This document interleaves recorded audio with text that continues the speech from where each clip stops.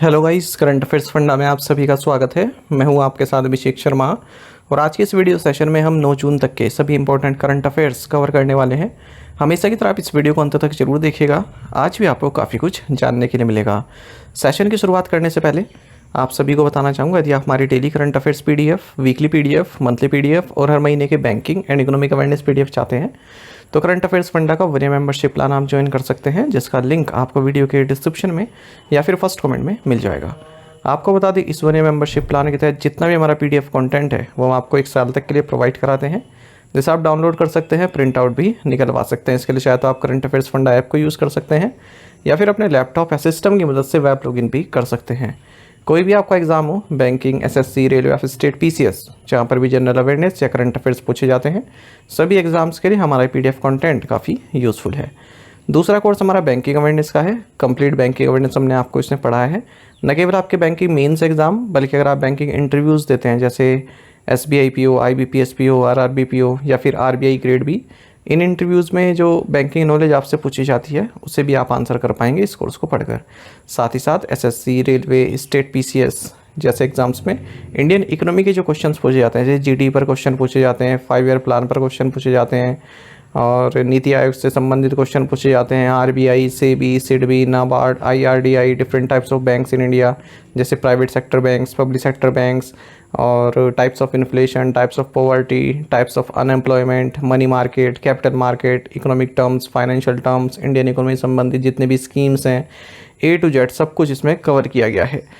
Insurance sector के exams यदि आप देते हैं तो उसके लिए भी एक डेडिकेटेड चैप्टर इसमें दिया गया है, जिससे आपके इंश्योरेंस के बेसिक्स क्लियर हो जाएंगे। डेमो वीडियो लेक्चर्स और डेमो पीडीएफ्स अवेलेबल हैं करंट अफेयर्स फंडा ऐप पर। उन्हें आप देख सकते हैं कोर्स बाय करने से पहले, उनसे आपको एक आइडिया लग जाए किस तरह कंटेंट हमने आपको इन कोर्सेज में प्रोवाइड कराया है। ये दोनों ही सेपरेट कोर्सेज हैं, यानी कि अलग अलग बाय करने होते हैं और वैलिडिटी दोनों की 1 साल की है। जो करंट अफेयर्स का कोर्स है हमारा, वो भी 1 साल के लिए है, और जो ये स्टैटिक बैंकिंग अवेयरनेस है ये भी 1 साल की वैलिडिटी के साथ आता है। और दोनों ही courses current affairs funda app पर आपको मिल जाएंगे। ऐप का लिंक वीडियो के डिस्क्रिप्शन में भी दिया गया है और फर्स्ट कमेंट में भी पिन कर दिया गया है, वहाँ से आप बाय कर सकते हैं। तो आपको लिंक पर क्लिक कीजिएगा और ऐप इंस्टॉल हो जाएगी। लॉगिन करने के बाद आप इन कोर्सेज़ को एक्सेस कर पाएंगे। फिर भी कोई डाउट अगर आपका रहता है तो हमारा कस्टमर केयर नंबर है, इस पर आप कॉल कर सकते हैं या फिर व्हाट्सएप करके भी जानकारी प्राप्त कर सकते हैं, 8448169188। तो चलिए फिर बिना किसी देरी के शुरुआत करेंगे इस वीडियो सेशन की। सेशन की शुरुआत हमेशा की तरह क्वेश्चन ऑफ द डे से करेंगे, जिसका आंसर आपको अभी कमेंट बॉक्स में करना है। पूछ रहे हैं कि भारत की अगली दशकीय जनसंख्या गणना इस वर्ष मार्च तक समाप्त होगी, रिक्त स्थान भरें। India's next decadal population census is now scheduled to conclude by March this year, fill in the blank. Options हैं 2028, 2027, 2029 या फिर 2030। जल्दी से आंसर कर दीजिए, फिर हम आगे बढ़ते हैं। इसी तरह क्वेश्चंस की यदि आप प्रैक्टिस करना चाहते हैं तो मैं टेलीग्राम पर जरूर ज्वाइन कीजिएगा। करंट अफेयर्स फंडा नाम से हमारा टेलीग्राम चैनल है।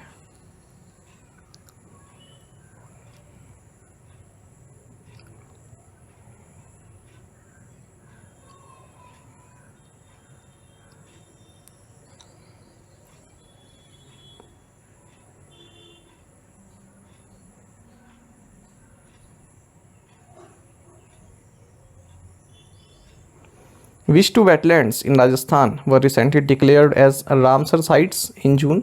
हाल ही में जून में राजस्थान की किन 2 अर्ध भूमियों को रामसर साइट घोषित किया गया? ऑप्शंस आपके सामने है। सही आंसर ऑप्शन ए है कीचन एंड मीनार। तो कीचन जो कि फालोडी में आती है, मीनार जो कि उदयपुर में आती है, ये दोनों ही वेटलैंड साइट है, राजस्थान में स्थित है। इन्हें रामसर साइट्स डिक्लेयर किया गया है और इस तरह से भारत में जो रामसर साइट्स की संख्या है वो 91 हो चुकी है, जो कि हाईएस्ट है पूरे एशिया में। अब राजस्थान में 4 रामसर साइट्स हैं, 2 तो ये हुई और ऑलरेडी सांबर लेक थी, और केवलादेव घना नेशनल पार्क भी रामसर साइट है। रामसर कन्वेंशन 1971 में अडॉप्ट किया गया था। रामसर एक जगह का नाम है ईरान में। भारत ने इस कन्वेंशन को 1982 में ज्वाइन किया था। अच्छा, एक टर्म आती है मॉन्ट्रिक्स रिकॉर्ड, ठीक है। इसमें भी वो वेटलैंड्स आते हैं जिनकी स्थिति, इकोलॉजिकल कैरेक्टर जो है वो डेटोरेट होता जा रहा है, यानी कि स्थिति बिगड़ती जा रही है ह्यूमन एक्टिविटी या फिर पोल्यूशन के कारण।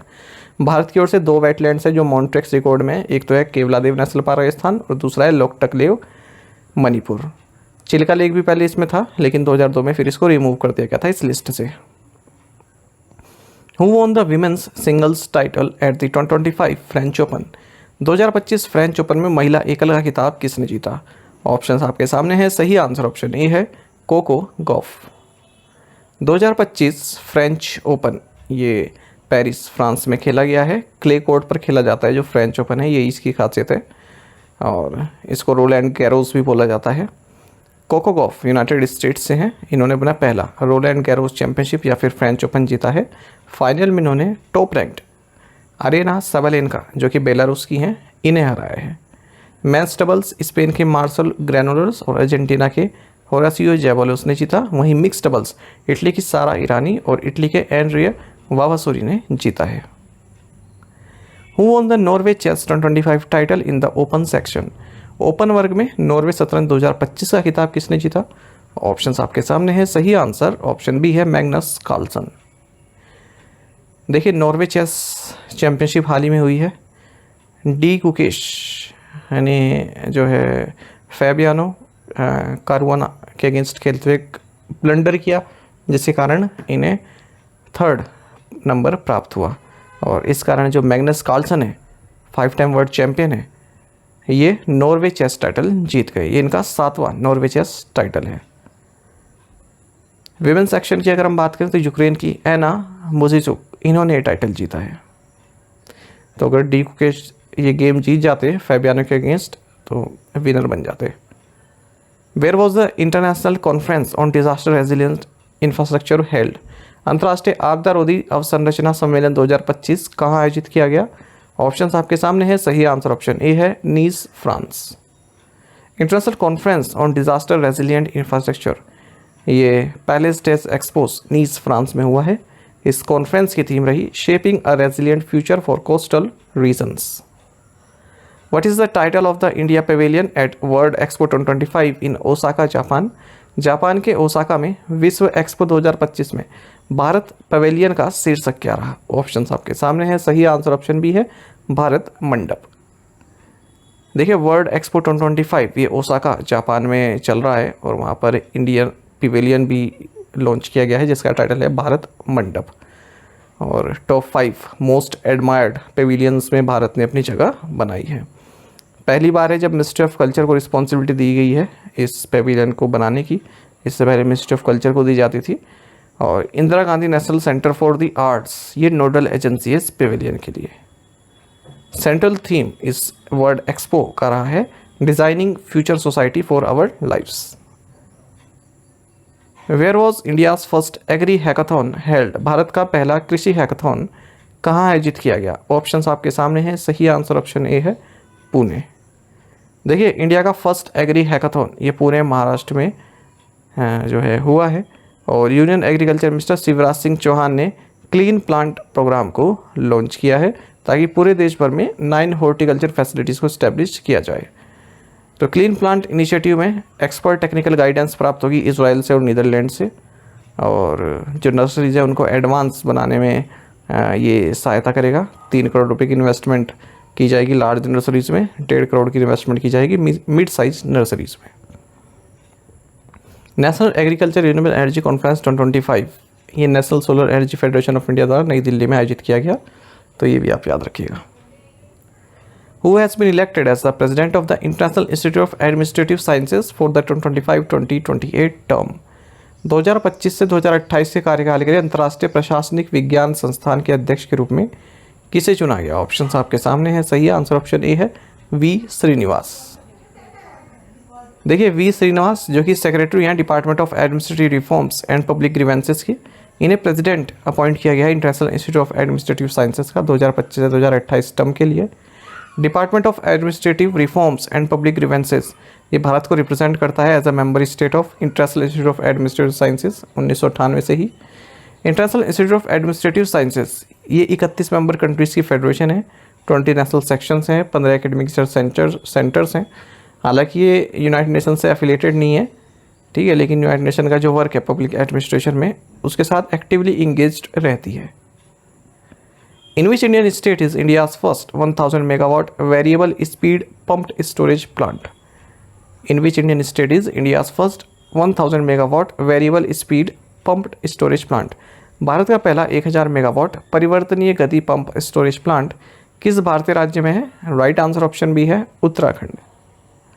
देखिए THDC इंडिया लिमिटेड ने सक्सेसफुली जो टिहरी उत्तराखंड में 1000 मेगावाट का variable speed pumped storage plant establish किया जा रहा है, उसकी जो फर्स्ट यूनिट है 250 मेगावाट की, उसका कमर्शियल ऑपरेशन डेट प्रोसेस पूरा किया है।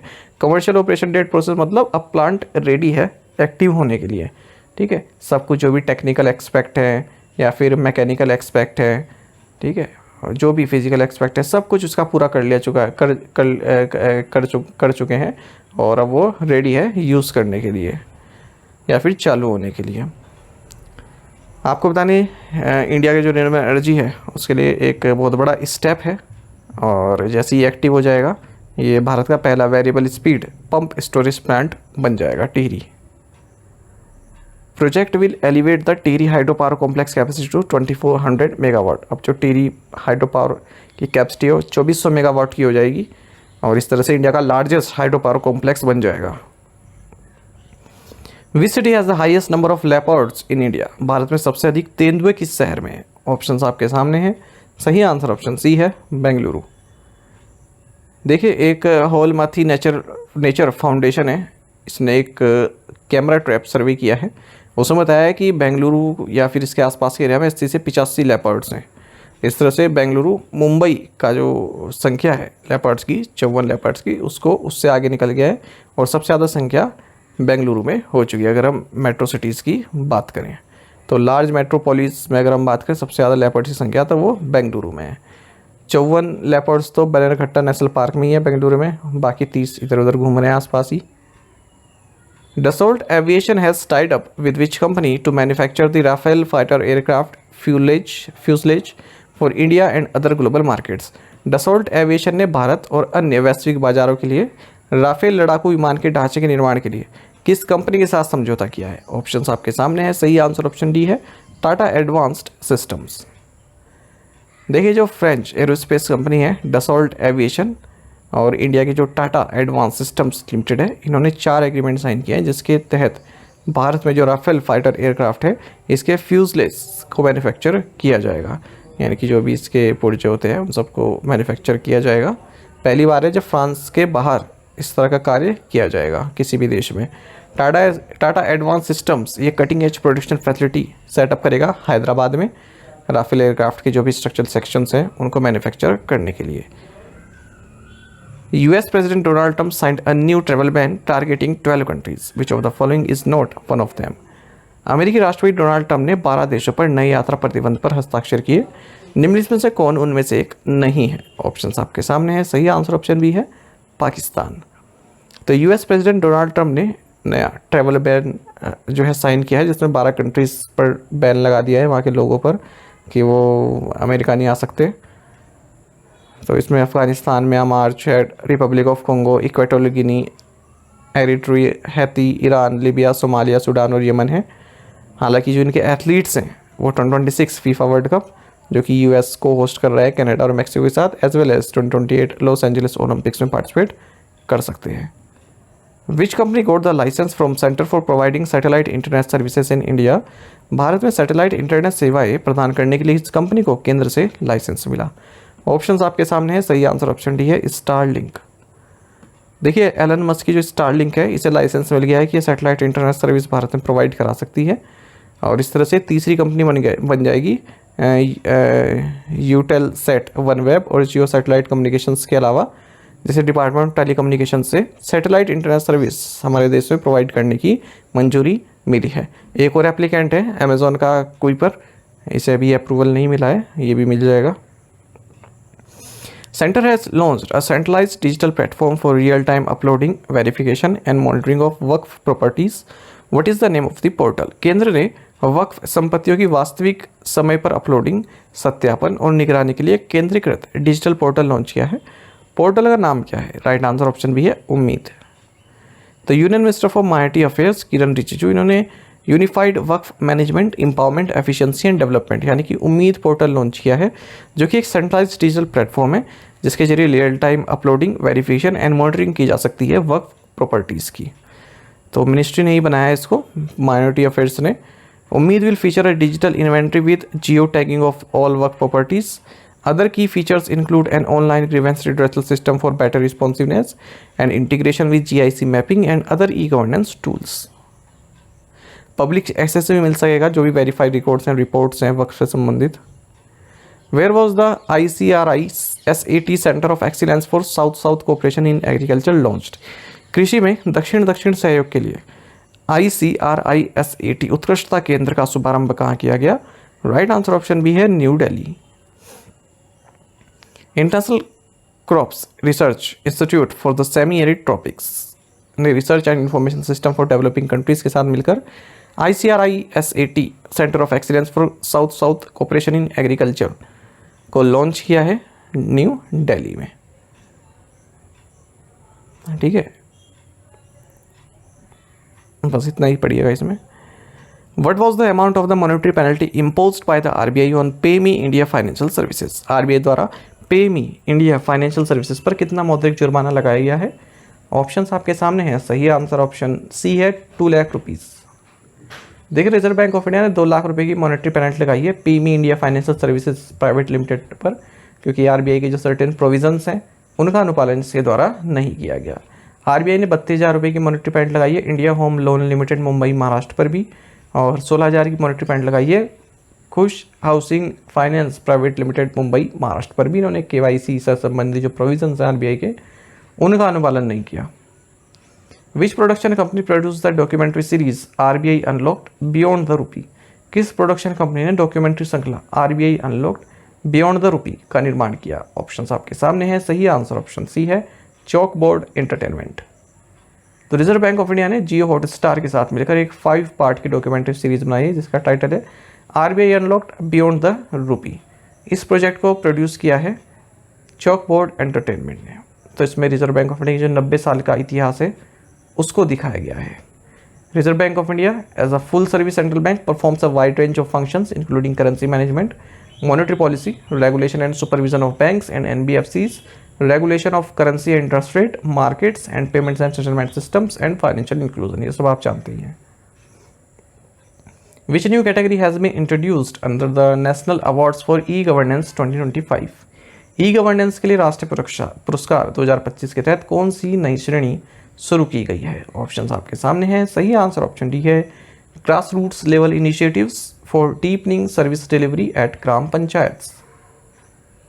देखिए, मिनिस्ट्री ऑफ पंचायती राज ने department of administrative reforms and public grievances के साथ मिलकर एक और कैटेगरी ऐड की है नेशनल अवार्ड्स फॉर E-Governance 2025 में, और इसका टाइटल है कैटेगरी है grass roots level initiatives for deepening service delivery at gram panchayat और इक्विवेलेंट ट्रेडिशनल लोकल बॉडीज. तो इसमें गोल्ड अवार्ड मिला है रोहिणी ग्राम पंचायत धुले डिस्ट्रिक्ट महाराष्ट्र को. सिल्वर अवार्ड मिला है वेस्ट मजलिसपुर ग्राम पंचायत वेस्ट त्रिपुरा डिस्ट्रिक्ट त्रिपुरा को. जूरी अवार्ड मिला है पलसना ग्राम पंचायत सूरत डिस्ट्रिक्ट गुजरात को. जूरी अवार्ड मिला है सुकाती ग्राम पंचायत केंदुझर डिस्ट्रिक्ट उड़ीसा को. तो इसमें एक ट्रॉफी मिलती है, सर्टिफिकेट मिलता है, 10 लाख रुपए मिलते हैं गोल्ड अवार्डीज को और 5 लाख मिलते हैं सिल्वर अवार्डीज को. टू द पॉइंट क्वेश्चंस उनके आंसर देख लेते हैं. Is the current finance secretary of India Ajay Seth. When is the international day of potato celebrated 30th May. Which ministry is responsible for the Anubhav platform? Ministry of Personal Public Grievances and Pensions. Which country launched CZN 26 satellite for land survey and environmental monitoring? China. Which Indian city will host the 2026 Asian Weightlifting Championships from April 1st to 10, making it the first time India hosts the events in 1982. This marks a significant return for India after 44-year hiatus. Answer is Ahmedabad, Gujarat. To the point question देंगे, इनके answer आपको भी करने हैं comment box में. When will Bangladesh hold the next elections? India is the dash largest aluminium producer. Where is Mahavir Harina Vanasthali national park? Prime minister planted which sapling at his residence in new Delhi on world environment day? The union ministry of environment forest and climate celebrated world environment day 2025 under the slogan. In 5 questions के answer आपको comment box में देने हैं. साथ ही हमें Telegram पर जरूर join कीजिएगा. करंट अफेयर्स फंडा नाम से हमारा टेलीग्राम चैनल है. Thank you guys.